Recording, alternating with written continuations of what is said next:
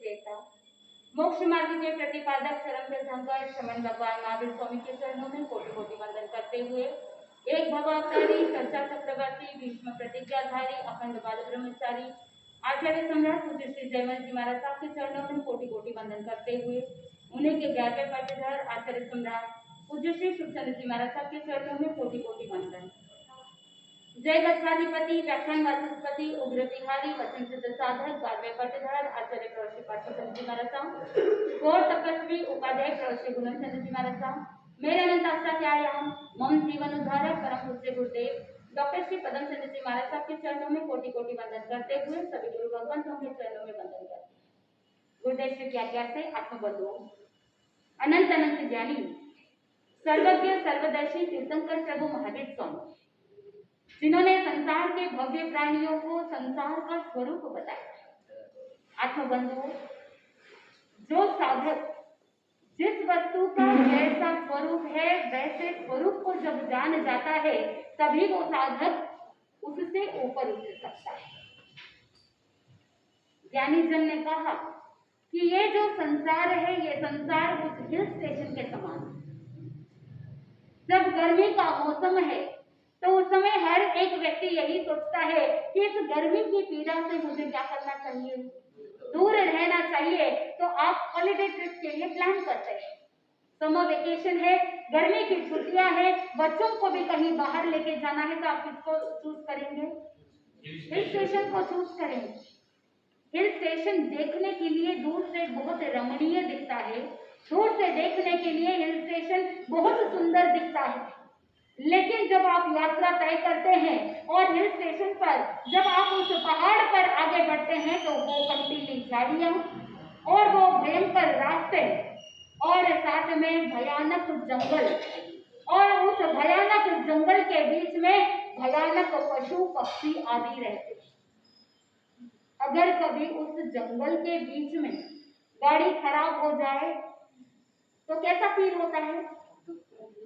आप चाहते थे कि उस हिल स्टेशन पर उस रमणीय दृश्य का आनंद ले, वहां पर गर्मी कम रहती है, टेम्परेचर कम रहता है और उस ठंडक को महसूस करने के लिए जाने वाले थे, लेकिन बीच में गाड़ी खराब हो गई।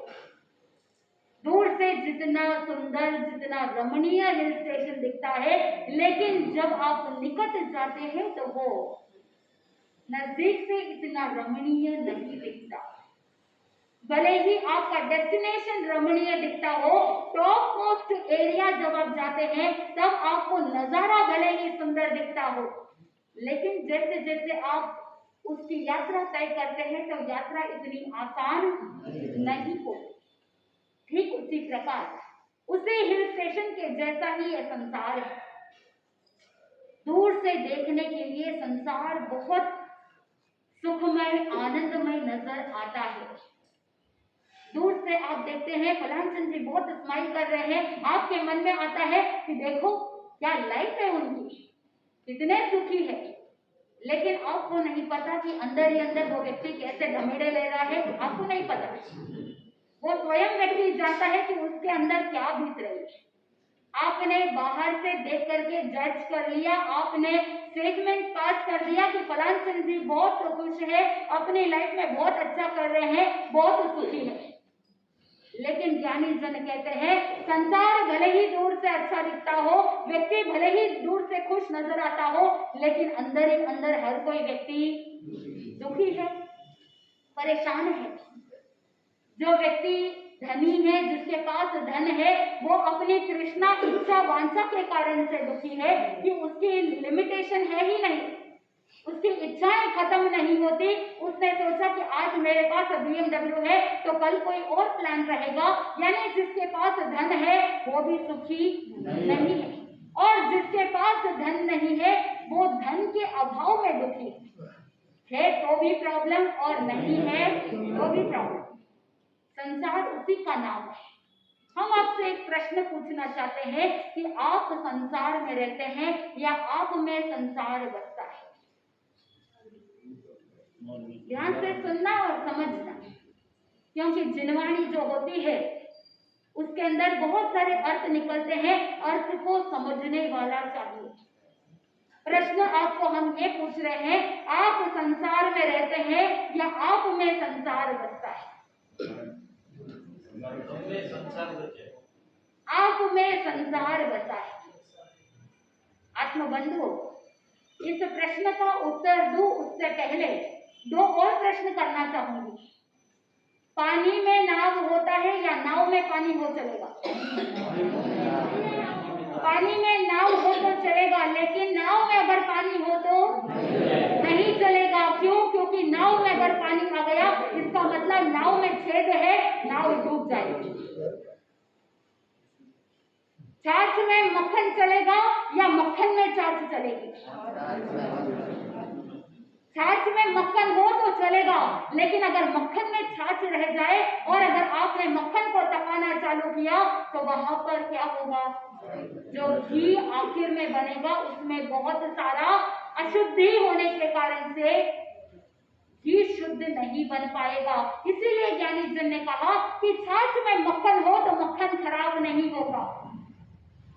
अगर मक्खन छाछ में नहीं है तो 48 मिनट के अंदर अंदर जीवों की उत्पत्ति होनी प्रारंभ हो जाती है। इसीलिए छाछ में मक्खन रखे तो कोई प्रॉब्लम नहीं, लेकिन अगर आपने सारी छाछ निकाल दी है और मक्खन को तपाने के लिए रखा है, लेकिन उसी मक्खन में अगर थोड़ी सी छाछ रह जाए तो वो मक्खन अशुद्ध गिना जाता है। अब आप मुझे बताइए कि आप संसार में रहते हैं या आप में संसार बसता है? अगर आप संसार में रहते हैं तो अब तो कभी ना कभी इस संसार से पार उतर जाएंगे, लेकिन अगर आपके भीतर संसार बसता है तो आगे बढ़ने का कोई स्कोप है क्या? चिंतन कीजिए। ज्ञानी जन ने सिंपल तरीके से बता दिया कि अपने भीतर संसार नहीं बसाना है।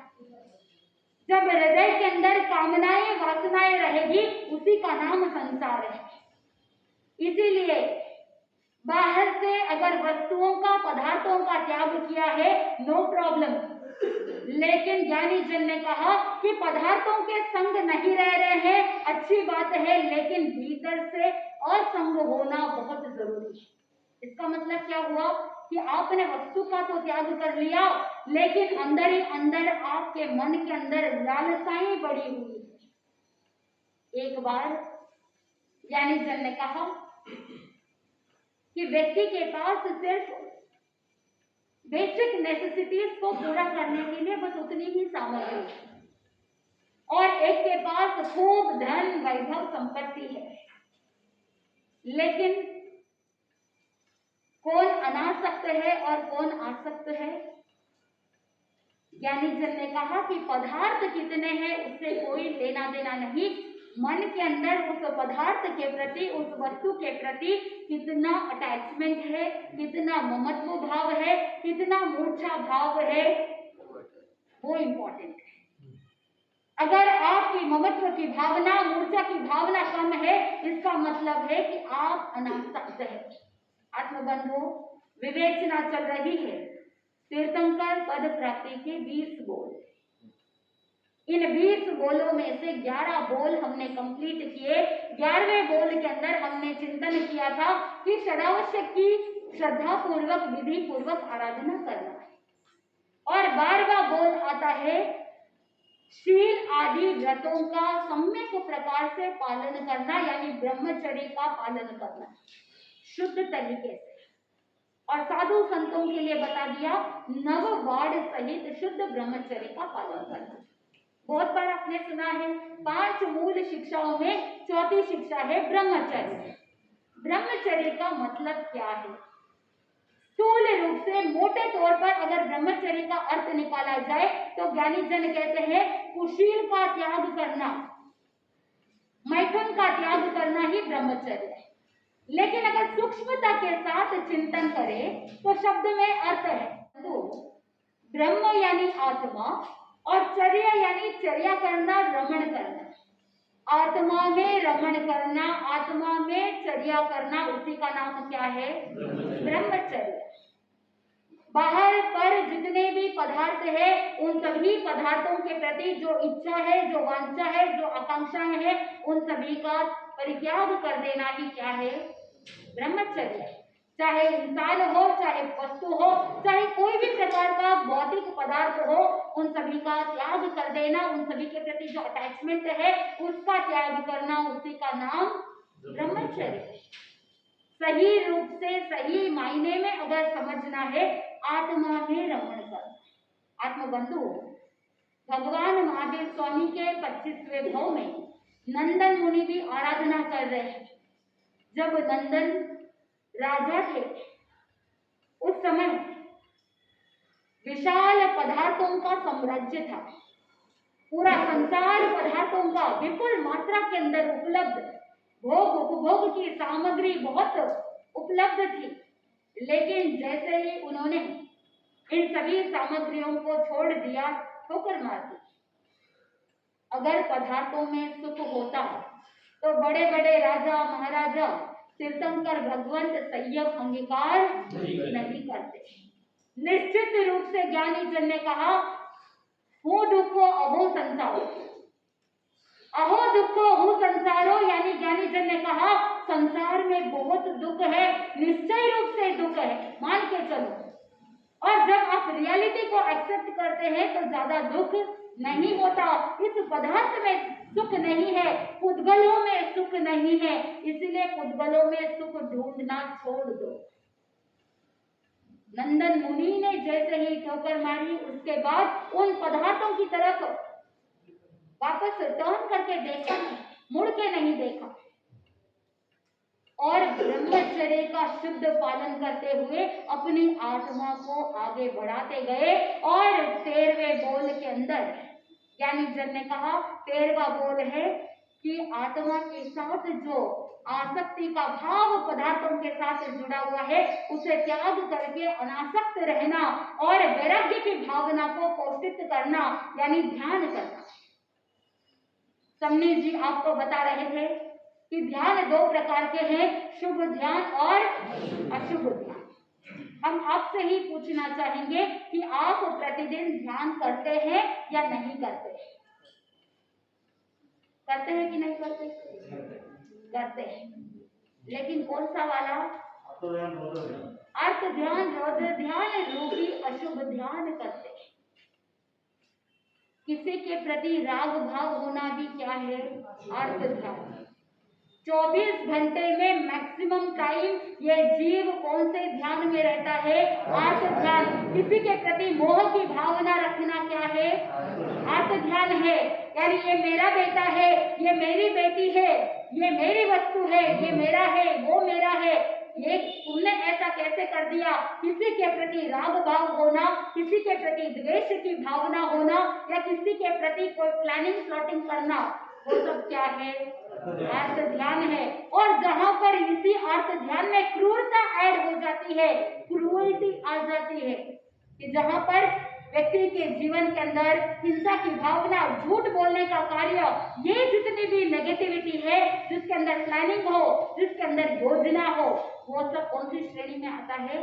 रौद्र ध्यान की श्रेणी में आता है। छाती कूट कूट करके रोना, कौन सा ध्यान? रौद्र ध्यान। क्योंकि हिंसक परिणाम है।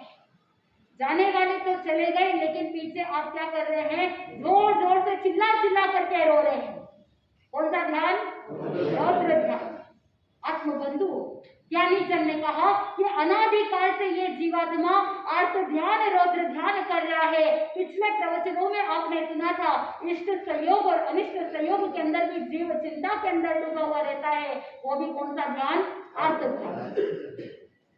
आत्मबंधु ज्ञानी जन ने कहा कि अर्थ ध्यान, रौद्र ध्यान का त्याग कर लीजिए, और कहाँ प्रवेश करना है? धर्म ध्यान में प्रवेश करना है। क्योंकि इस पंचम आर्य में परम शुक्ल ध्यान विच्छेद हो गया है। जब जम्बू स्वामी का निर्वाण हुआ तो 10 बोलों के विच्छेद के अंदर ये भी एक बोल है कि परम शुक्ल ध्यान का विच्छेद हो गया है। बचा कौन सा है हमारे पास? सिर्फ धर्म ध्यान। और धर्म ध्यान का मतलब क्या है? केवल सामयिक करके बैठ जाना धर्म ध्यान है क्या? आत्मबंधुओं, ज्ञानीजन ने कहा कि अनासक्ति की भावना को पोषित करना, यानी आप एक एक कदम आगे बढ़ा रहे हैं किस तरफ? अनासक्ति की तरफ, यानी ड्यूटी को ड्यूटी समझ करके करना। आप गृहस्थ धर्म में है, यानी आपके अंदर इतना सामर्थ्य अभी नहीं है कि आप घाटे से कहाँ आ सको, घाटे पे आ सको। मन के अंदर हमेशा ये सजगता, ये अलर्टनेस, ये अवेयरनेस रखना कि अभी मेरे चारित्र मोहनीय कर्म उदय के अंदर है, मेरे अंदर इतना सामर्थ्य नहीं कि मैं संयम अंगीकार कर सकूं, संसार का त्याग कर सकूं। इसीलिए संसार में रहते हुए जितने टाइम पीरियड के लिए मैं संसार में हूँ, गृहस्थ जीवन में हूँ, तब तक मेरे आश्रित जो भी स्वजन परिजन है, मेरे आश्रित जो भी मेरे नियमवंश दियवंश है, उनकी सेवा करना, उनका कर्तव्य का पालन करना और उनकी देखभाल करना, पालन पोषण करना मेरी क्या है? ड्यूटी है। और जो व्यक्ति ड्यूटी को ड्यूटी समझ करके करता है, वो पाप कर्म का बंध नहीं करता। यानी जन ने कहा कि संसार के सभी कार्य करते हुए भी आप पुण्य को बढ़ा सकते हैं। कैसे बढ़ाना? संसार में रहते हुए, गृहस्थी के सारे कार्य करते हुए भी आप पाप कर्मों का बंधन कम करते हुए पुण्य का उपार्जन कर सकते हैं। कैसे करना? कैसे करना? तीर्थंकर नाम कर्म उपार्जन के 20 बोलों में से आगे के बोल के अंदर भी बताया गया कि जहाँ पर ब्रह्मचर्य के बाद आता है ध्यान, यानी ध्यान के अंदर आप मन के अंदर चिंतन करो, शुभ भावना भाव, घर परिवार के जितने भी सदस्य है, अड़ोसी पड़ोसी है, किसी के प्रति कोई बुरी भावना नहीं रखना। मन के अंदर यही चिंतन कि मैं भी आगे बढ़ूं, मैं भी तरक्की करूं और मेरे जितने भी साधर्मी बंधु हैं वो भी क्या करे? आगे बढ़े। हम एक समाज में रहते हैं तो पूरा समाज अगर उन्नति की ओर आगे बढ़ेगा तो संघ समाज में तरक्की होगी, और जब संघ समाज में तरक्की होगी तो देश भी क्या करेगा? तरक्की करेगा। क्या हम ऐसी शुभ भावना रख सकते हैं? नहीं तो क्या होता है कि आपने सोचा कि मैं आगे बढ़ रहा हूं लेकिन मेरा पड़ोसी आगे नहीं बढ़े। एक बार हुआ ऐसा कि एक स्थान पर एक एग्जीबिशन लगाया हुआ था, वहां पर अलग अलग देश के बहुत सारे केकड़े आए हुए थे।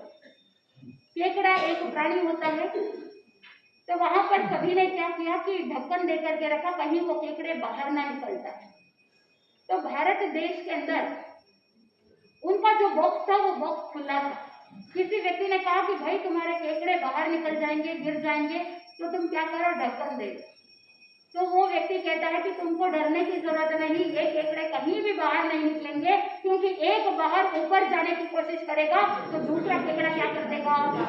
पैर खींच के नीचे गिरा देगा। तो टेंशन लेने की जरूरत नहीं। कहने का आशय कि अगर आप दूसरों की तरक्की को रोकने की कोशिश करेंगे तो सारी एनर्जी आप क्या कर रहे हैं? इसी में खर्च कर रहे हैं। स्वयं को जो आगे बढ़ना था वो नहीं कर पा रहे हैं, यानी अपनी एनर्जी को वेस्ट कर रहे हैं। आज दिन तक वही कार्य करते आए, इसलिए ना परिवार आगे बढ़ा, ना भाई भाई आगे बढ़े और ना ही समाज आगे बढ़ा। एक भाई दूसरे भाई का दुश्मन बन जाता है। क्यों बन जाता है? क्योंकि अंदर ईर्ष्या वृत्ति है, अंदर बहुत सारे कषाय भरे पड़े हैं, अंदर एक दूसरे के लिए राग द्वेष की भावना जुड़ी हुई है। आज हमें क्या करना है? इन सभी नेगेटिविटी को बाहर निकाल देना है। मन से इन सभी नेगेटिविटी को जब बाहर निकाल देंगे तो हम स्वयं भी आगे बढ़ेंगे और परिवार के जितने भी सदस्य हैं वो भी सब आगे बढ़ेंगे। मन के अंदर यही चिंतन करना, मैं नहीं होता है, अगर आई होगा तो वहां पर इलनेस आएगा। इलनेस का मतलब है बीमारी। बीमारी कह दो, कमजोरी कह दो, रोग कह दो। यहाँ पर इलनेस के अंदर आई है, और वही अगर आई को निकाल करके WEV कर देंगे कि मैं नहीं, हम सब आगे बढ़े, भी अगर सब्स्टिट्यूट कर दिया जाता है तो इलनेस की जगह क्या आएगा? वेलनेस आएगा। और जहां पर वेलनेस होगी वहां पर घर परिवार के अंदर सुख शांति रहेगी, रिद्धि समृद्धि होगी, आप स्वस्थ रहेंगे तो आपका जीवन भी कैसा होगा? स्वस्थ रहेगा। आपकी स्वस्थता रहेगी तभी साधु संतों की भी स्वस्थता रहेगी। बहुत गहन चिंतन है। अगर आपने अपने खान पान को शुद्ध रखा तो साधु संतों का खान पान भी कैसा होगा? शुद्ध रहेगा। लेकिन आपका खान पान कैसा हो गया है? थोड़ा सा सोचिए। आपका ही अगर अशुद्ध खान पान रहेगा, आपने भक्ष्य अभक्ष्य का विवेक नहीं रखा, आप अगर बार बार फास्ट फूड जंक फूड ऐसा खाना खाएंगे, आपके अंदर भी एनर्जी नहीं रहेगी तो साधु संतों की एनर्जी कहां से बनेगी? फिर आप कहोगे कि संयम की यात्रा जो है वो शुद्ध नहीं हो रही है, उनके अंदर शिथिलता आ गई है। आप चिंतन कीजिए कि अगर खाने में बोगस ज्यादा होगा, खाने में अगर जंक ज्यादा होगा तो एनर्जी अगर नहीं रहेगी तो भीतर से वो ओज कहां से आएगा? वाणी में वो ओज कहां से आएगा? वो आत्मा से तेज कहां से प्रकट होगा? स्वयं को चिंतन करना है। आखिर भोजन आता कहां से है? आपके ही घरों से साधु संत भिक्षाचरी के लिए जाते हैं और आपके ही घरों से लाते हैं। तो इसीलिए श्रावक श्राविका को अम्मा पियरो कहा, हर अपेक्षा से अम्मा पियरो इसीलिए कहा क्योंकि अगर एक साधु को शुद्ध संयमी जीवन अगर पालन करना है तो आपके ऊपर निर्भर करता है। आपकी थॉट पैटर्न्स कैसे हैं, आपकी चर्या कैसी है, आपका लाइफस्टाइल कैसा है, उसके ऊपर निर्भर करता है। क्यों? क्योंकि अगर आपने अपने जीवन में अशुद्धता रखी तो वही वापस किधर आ रहा है? क्योंकि साधु संत कहीं स्थानक में पैदा नहीं होते। साधु संत अगर बनते हैं तो कहां से बनते हैं साहब? आपके ही घरों से आकर के कहा जिन शासन की शोभा बढ़ाने के लिए पाटे से पाटे पर आते। तो आपके जीवन को शुद्ध बनाने की आवश्यकता है।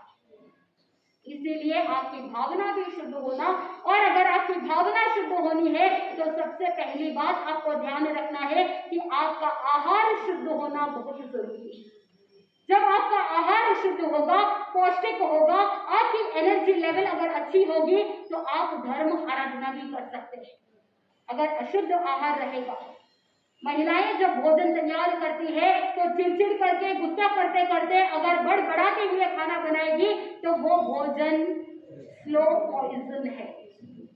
जो भोजन अमृत के समान आपको ऊर्जा देने वाला होना चाहिए था, लेकिन वो क्या बन जाता है? आपके कषायों के कारण से, आपकी नेगेटिविटी के कारण से वही भोजन जहर बन जाता है।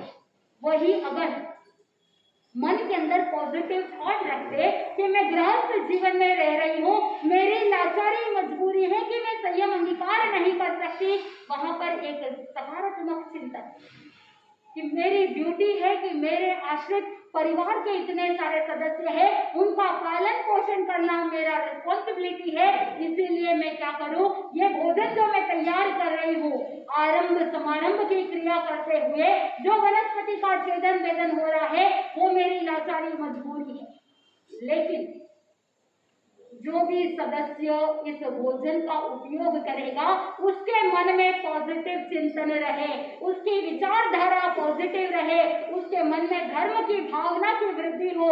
अगर ऐसा पॉजिटिव चिंतन रख करके अगर भोजन तैयार किया जाता है तो वो भोजन क्या बन जाएगा? अमृत बन जाएगा।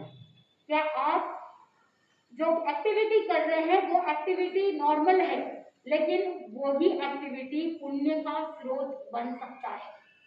पुण्य की ओर जाना है या पाप की ओर जाना है, ये आपकी चॉइस है। जो भोजन आप वैसे भी तैयार कर रहे हैं लेकिन मन को प्रसन्न रखते हुए, ऐसा नहीं कि आप वहां पर पाप कार्य है लेकिन आपको अगर कोई कॉम्प्लीमेंट दे देता है तो आप फूले नहीं समाते हैं, मन के अंदर सोचते हैं कि मुझसे अच्छा कोई बनाने वाला नहीं है, तो पाप कर्मों का बंधन हो जाएगा। वहां पर मन के अंदर यही चिंतन करना कि ये भोजन इतना टेस्टी इसीलिए बना है ताकि मेरे अंदर से शुभ भावना ऐड हुई है, मेरे भीतर से इस भोजन के साथ साथ प्रेम भावना जुड़ी हुई है, मैत्री की भावना जुड़ी हुई है, प्राणी मात्र के प्रति करुणा की भावना जुड़ी हुई है, इसीलिए पॉजिटिविटी आएगी। क्या हम अपने चिंतन को बदल सकते हैं? क्या हम थोड़ा सा अपने जीवन में छोटा सा परिवर्तन कर सकते हैं? कर सकते हैं कि नहीं कर सकते? बोल तो दीजिए। मैं तो कोई लोरी तो नहीं गा रही कि आप इतना एकटक होकर के इतनी एकाग्रता के साथ सुन रहे हैं कि आपने जवाब भी नहीं दिया। ये एकाग्रता है या दर्शनावण्य कर्म का उदय है, ये तो भगवान जानते हैं। आत्मबंधुओं, ध्यान, अर्थ ध्यान, रौद्र ध्यान से ऊपर उठ करके धर्म ध्यान, और यहाँ पर ज्ञानीजन ने ये भी बताया कि धर्म ध्यान की वो उत्कृष्ट श्रेणी अभी वर्तमान में मौजूद नहीं। जितना थोड़ा बहुत धर्म ध्यान कर सकते हो उतना पॉजिटिविटी आपको लाना चाहिए। लेकिन नंदन मुनि ने अपने जीवन में उत्कृष्ट धर्म ध्यान की आराधना की और शुक्ल ध्यान की ओर आगे बढ़े, और जैसे जैसे शुक्ल ध्यान की ओर आगे बढ़े उनकी आत्मा और उज्जवल और निर्मल और पवित्र होती गई। आत्मबंधुओं, कितने गोल कंप्लीट हो गए? 13। 14वां गोल है यथाशक्ति 12 प्रकार के तप में से किसी भी तप की शुद्ध आराधना करना, और उत्कृष्ट रसायन आ जाए तो तीर्थंकर नामकरण का भी उपार्जन हो जाए। नंदन मुनि तो 12 ही प्रकार के तपों की आराधना की, एक नहीं, दो नहीं, कितने? ऑल 12, सारे 12 प्रकार के तप की भी आराधना की और कर्मों की निर्जरा करते हुए अपनी आत्मा को आगे बढ़ाते गए। और 15वें गोल के अंदर 15वां गोल आता है सुपत्र दान देने की भावना रखना। जो गृहस्थ होते हैं वो मन के अंदर चिंतन करना कि वह दिन मेरा धन्य हो कि ऐसे शुद्ध पात्र की अवेलेबिलिटी हो कि जहां पर मैं ऐसे साधु संतों को सुपत्र दान दूं जिससे मेरे भीतर के कर्म क्षय हो जाए। ज्ञानी जन कहते हैं कि ये सुपत्र दान साधक को सम्यक्त्व की प्राप्ति करवा सकता है। आपने भगवान महावीर स्वामी के पहले भाव को सुना है, तो ये पहला भाव साक्षी है कि सुपत्र दान देने से सम्यक्त्व की प्राप्ति होती है, और सुपत्र दान देने से उत्कृष्ट रसायन आ जाए तो तीर्थंकर नामकरण का भी उपार्जन हो जाए। आगमकार कहते हैं शंख राजा यशोमती रानी बहरायो दाखारो पानी। शंख राजा ने सुपत्र दान दिया था, जंगल के अंदर मुनिराज चल रहे थे और इधर उद्यान के अंदर शंख राजा और यशोमती रानी भ्रमण के लिए गए थे और थोड़ी देर विश्राम करने के लिए बैठे, और वहां पर वृक्ष थे, वृक्ष को धोया हुआ पानी अलग से रखा हुआ था, वृक्ष को दोनों राजा और रानी उपयोग में ले रहे थे। और संयोग ऐसा हुआ कि मुनिराज उस उद्यान से गुजरते हैं, देखा शंख राजा के मन में भावना जागृत हुई, ये जो वृक्ष का पानी है त्रासुक है, ऐसनीय है, कल्पनीय है और अचित जल है, और इसीलिए इसे क्या कर सकते हैं हम मेरा सकते हैं। आज के जमाने में जो फ्रूट्स आते हैं उसके ऊपर केमिकल लगे हुए रहते हैं, तो वो पानी शुद्ध नहीं होता।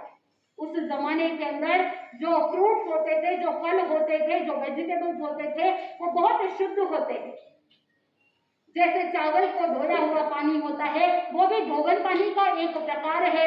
लेकिन आज के जमाने में आप क्या करते हो, चावल टिकते नहीं, खराब हो जाते हैं, इसलिए आप पाउडर डाल के रखते हो, तो वो भी पानी शुद्ध नहीं है। लेकिन शंख राजा और यशोमती रानी ने उस वृक्ष के पानी को देखा कि वो शुद्ध है, पात्र भी शुद्ध है, पदार्थ भी शुद्ध है और मन के अंदर भावना भी शुद्ध है। इसीलिए द्रव्य शुद्धि, भाव शुद्धि, पात्र शुद्धि और पदार्थ की भी शुद्धि है। इसीलिए मन के उस उलट परिणाम के साथ, प्रसन्नता के साथ वृक्ष का पानी गिरा दिया।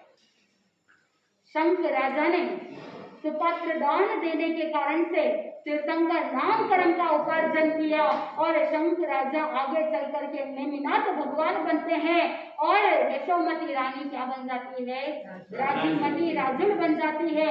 यानी 9 भवों तक उनका ऋणानुबंध चल रहा था। संबंध हो तो ऐसा जो आत्मा का संबंध है, हर भाव में नेमिनाथ भगवान का जीव धर्म की ओर आगे बढ़ता गया और उनका सहयोग देने के लिए राजीमती भी हर भाव में साथ रही, यानी 9 भाव उन्होंने साथ किया। आप भी जब विवाह करते हैं तो कसम खाते हैं, बोलो शादी आपने की तो बोलेंगे भी आप भी।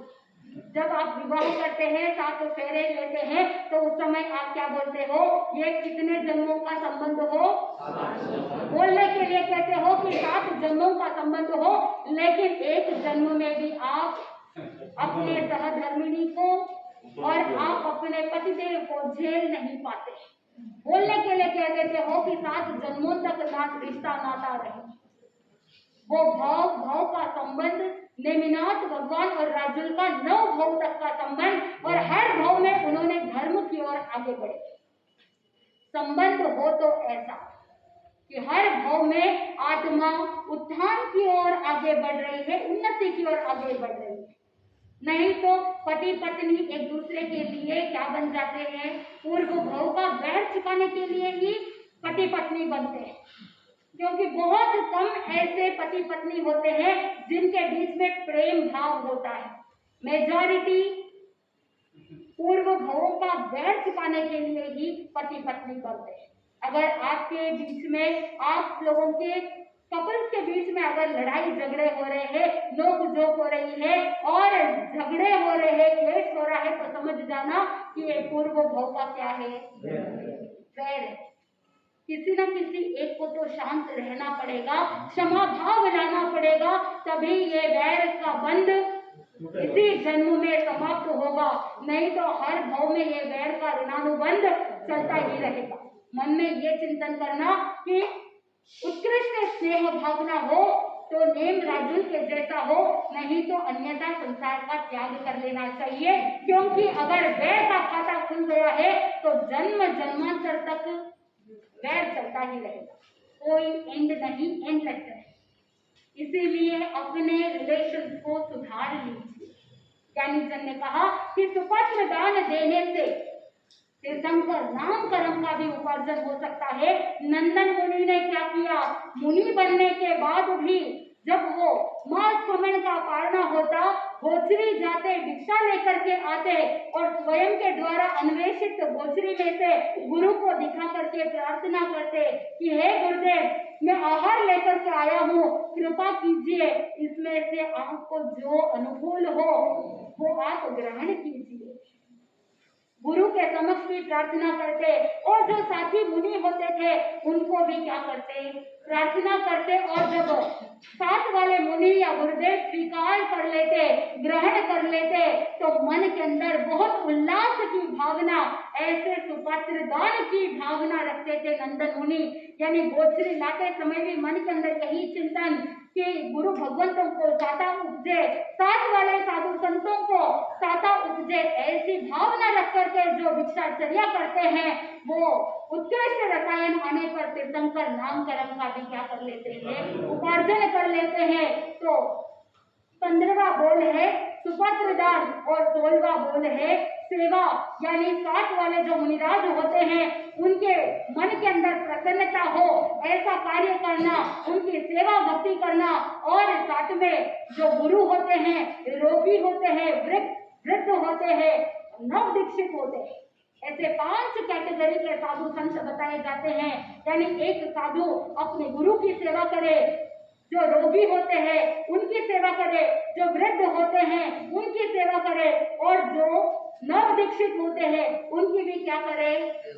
सेवा करे। अगर ऐसे साधु संतों की सेवा की जाए उत्कृष्ट भावना के साथ, तो तीर्थंकर नाम कर्म का भी उपार्जन हो सकता है। साथ में समाधि भाव की भावना, जो 17वां बोल है समाधि भाव, जब साधक समाधि भाव के अंदर रहता है, उत्कृष्टता के साथ, प्रसन्नता के साथ धर्म आराधना करते हैं, तो वहां पर तीर्थंकर नाम कर्म का उपार्जन हो सकता है। आगे के बोल के अंदर बताया कि जो साधक नित्य नया ज्ञान सीखते हैं, यानी अपूर्व ज्ञान अभ्यास करते हैं, तो भी तीर्थंकर नाम कर्म का उपार्जन हो सकता है। तो आप ये नेगेटिविटी अगर मन में हो कि मैं आज याद करता हूँ कल भूल जाता हूँ, भूलेंगे नहीं तो याद कैसे करेंगे?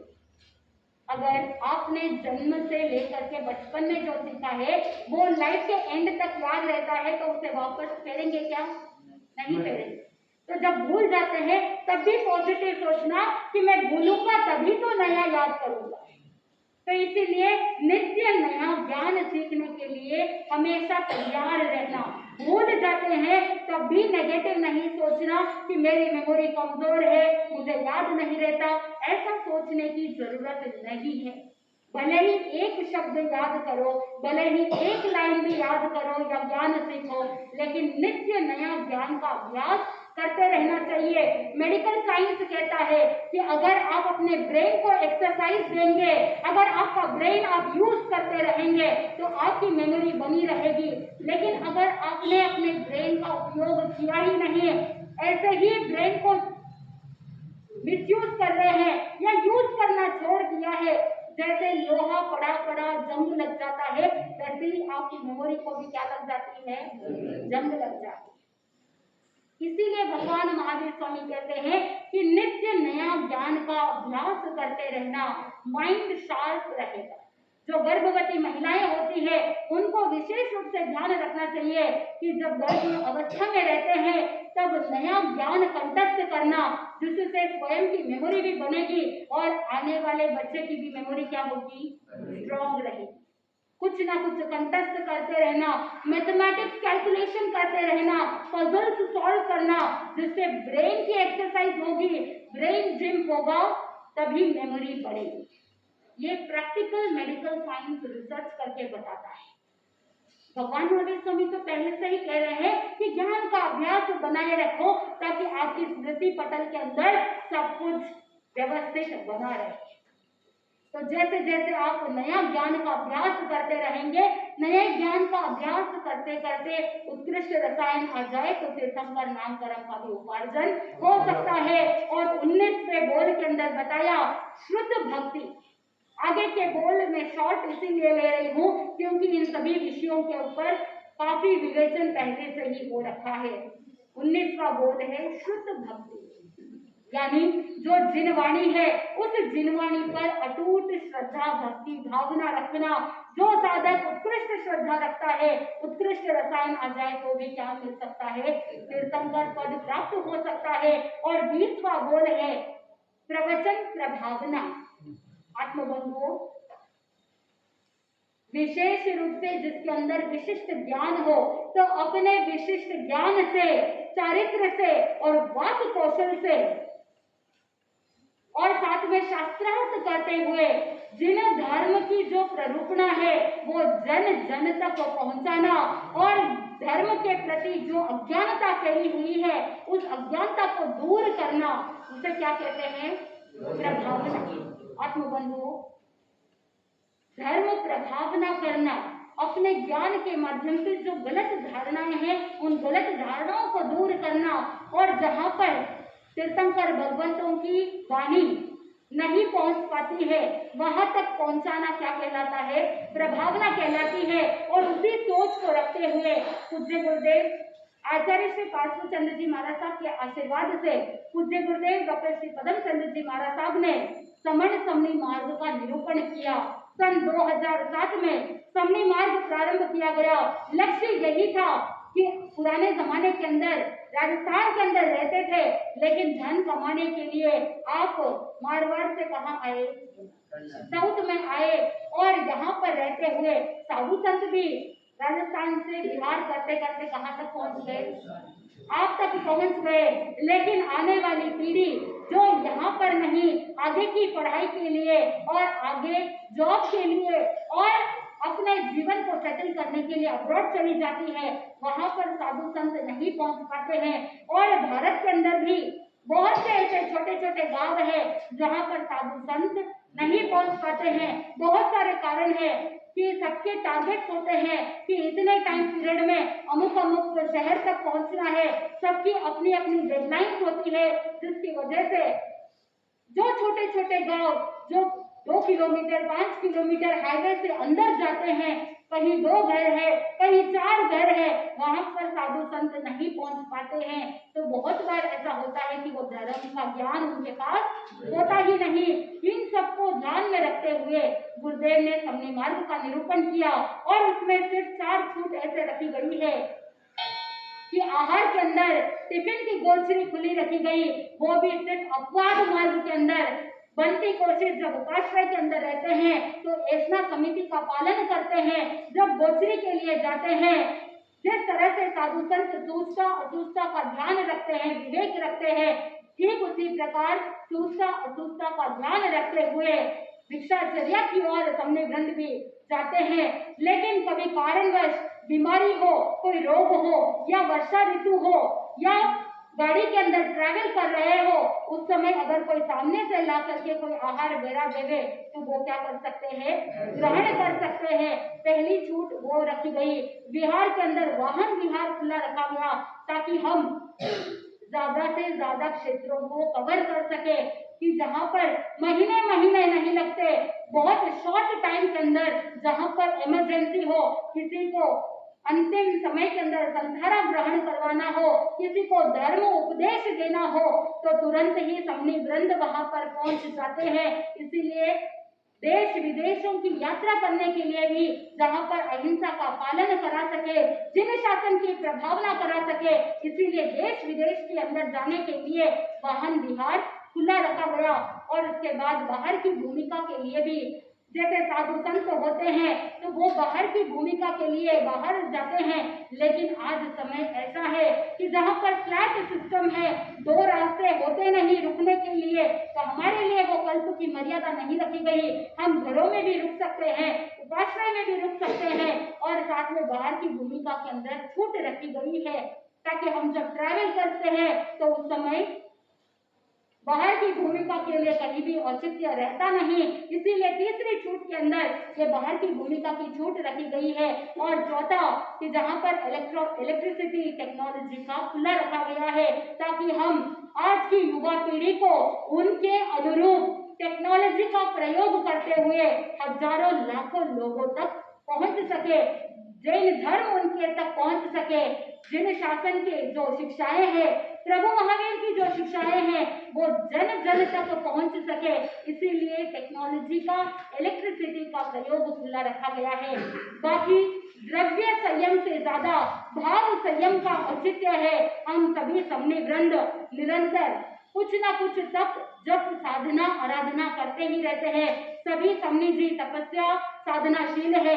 हमारे जो बड़े समनी जी है श्रीनिधि जी, वो तो कितने ही सालों से वर्षी तप कर रहे हैं और निरंतर तप आराधना में तल्लीन रहते हैं। और सभी समनी जी यथा अनुकूल हो, जैसे जैसे अवसर मिलता है 9 दिन की ओली तप आराधना करते हैं। और बहुत बार ऐसा होता है कि जब हम साधना करते हैं तो 5 दिन 7 दिन संपूर्ण रूप से टेक्नोलॉजी का त्याग करते हुए मौन साधना के साथ जब साधना करते हैं तो सभी समनी वृंद अपने संयम के अंदर तल्लीन रहते हैं, तो स्व का कल्याण भी करते हैं और पर का कल्याण करने के लिए भी तत्पर रहते हैं। तो जितना वर्कलोड साधु संतों को होता है उससे कई गुना ज्यादा डबल दायित्व, डबल रिस्पॉन्सिबिलिटी हम पर होती है। तो समनी वृंद निरंतर जिन शासन की प्रभावना करने के लिए तत्पर रहते हैं, चाहे रात की 12 बजे हो, रात को अगर कोई समाचार आ जाते हैं कि अमुक अमुक व्यक्ति को संधारा पचकाना है, तो हम ये नहीं देखते कि रात की 12 बजी है या रात की 1 बजी है, ये नहीं देखते। पूज्य गुरुदेव डॉक्टर श्री पदम चंद्र जी महाराज साहब कहते हैं कि जिस तरह से एक सिपाही बॉर्डर पर तैयार रहता है, जब समाचार आते हैं कि देश की रक्षा करने के लिए बॉर्डर पर जाना है, तो वो सैनिक टाइम नहीं देखता, वो देश की रक्षा के लिए निरंतर हमेशा तैयार रहता है। ठीक उसी प्रकार हम भी क्या है, जिन शासन के सिपाही है हमेशा तैयार रहते हैं। जब हमारी आवश्यकता रहती है धर्म आराधना के लिए तो समनी वृंद निरंतर हमेशा 24/7 तैयार रहते हैं ताकि धर्म सुना सके, धर्म सिखा सके। स्वयं का जीवन भी धर्ममय बनाना है और दूसरों का जीवन भी धर्ममय बनाना है। उसी लक्ष्य के साथ जिन शासन की प्रभावना हेतु सबने मार्ग का निरूपण किया। अनंत अनंत उपकार है पूज्य गुरुदेव डॉक्टर श्री पदम चंद्र जी महाराज साहब का, जिन शासन की बगिया में चार चांद लगाने के लिए, ताकि जैन समाज को एक नई दिशा मिल सके, आज की युवा पीढ़ी को एक नई दिशा मिल सके। जैन जैन बन करके रह जाएंगे तभी आपके ये सारे संप्रदाय पंथ वगैरह काम आएंगे। लेकिन अगर जैन जैन ही नहीं रहेगा तो कौन सी संप्रदाय कौन सा पंथ काम आएगा। मोक्ष में जाने के लिए हमें क्या होना पड़ेगा, कर्म से जैन बनना पड़ेगा। उसी लक्ष्य को लेकर के संप्रदाय से ऊपर उठते हुए जैन धर्म को और प्रभु महावीर की शिक्षा को जन जन तक पहुंचाने का कार्य करते हैं। और गुरुदेव की सोच कितनी आगे की है, उन्होंने यही चिंतन किया कि आगे जब समनी मार्ग से ऊपर उठ करके जब पंच महाव्रत को ग्रहण करना है, क्योंकि ये तो बीच का मार्ग है, नीचे से ऊपर जाने का मार्ग है, तो जब पंच महाव्रत धारी बनना है, पूर्ण रूप से संयम अंगीकार करना है, तो गुरुदेव श्री ने इतनी उदारता रखी कि जिस संप्रदाय में जिस पंथ में जाकर के दीक्षा लेनी है वो क्या कर सकते हैं, ले सकते हैं। इतने निर्लिप्त भाव से गुरु भगवंत जिन शासन के लिए जन जन को जागृत करने के लिए समनी मार्ग का निरूपण किया। पढ़ाते गुरुदेव है, तैयार गुरुदेव करते हैं, लेकिन रंच मात्र भी शिष्य के प्रति कोई आसक्ति भाव नहीं है, कोई अटैचमेंट नहीं। और जैसा नाम वैसा गुण, यानी पद्म कमल जैसे निर्लिप्त रहता है, ठीक उसी प्रकार गुरुदेव भी अपने शिष्य समुदाय से भी क्या है, निर्लिप्त है। और वो कहते हैं कि आत्मा की समाधि हो, आप अपने संयमी जीवन को बिल्कुल प्रसन्नता के साथ जहां पर आप पालन कर सकते हो वहां संयम अंगीकार कर सकते हैं। ऐसी उदार भाव रखने वाले पूज्य गुरुदेव डॉक्टर श्री पदम चंद्र जी महाराज साहब का जैन समाज के लिए अनंत अनंत उपकार है, ताकि आप जीवन में आगे बढ़ सको। और गुरुदेव ने महती कृपा करके आपको क्या दिया है, ये चातुर्मास दिया है। और आप सब बहुत भाग्यशाली है, पुण्यशाली है कि निरंतर धर्म की गंगा बह रही है। और आज क्या है, शुक्रवार है और कल शनिवार है।